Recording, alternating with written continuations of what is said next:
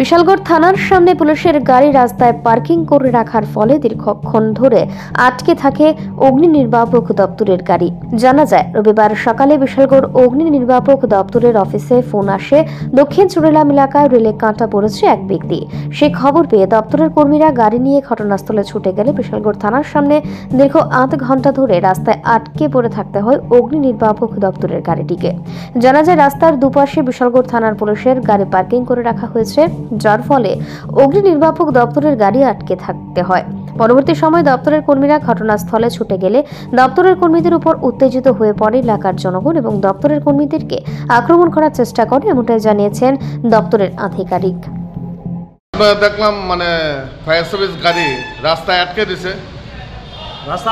আমরা দক্ষিণ চুড়েলাম রেল ব্রিজের নিচে একটা লোক মারা গেছে, রেলে কাটা গেছে। এই খবর পেয়ে আমরা বিশালগড় ফায়ার সার্ভিস স্টাফ রওনা দিয়েছি।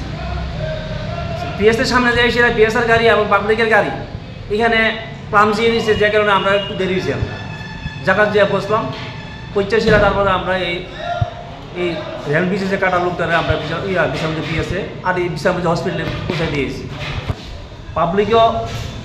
পাবলিকও অনেক হইয়াল্লা করতেছে, কিন্তু আমরা হইসি করতেছে। তারপর আমরা বিশালগঞ্জ আর বিশালগঞ্জ হসপিটালে পৌঁছে দিয়েছি। থানার এবং অন্য গাড়ির কারণে আপনার আজকে এখানে ঘটনাস্থলে গিয়ে বুঝতে দেরি হয়েছে নাকি? হয়, একটু দেরি হয়েছে, কারণ এখানে এখন থানার সামনে পাবলিক গাড়ি এবং থানা পিএসের গাড়ি একটু দেরি হয়েছে, ক্লামজি।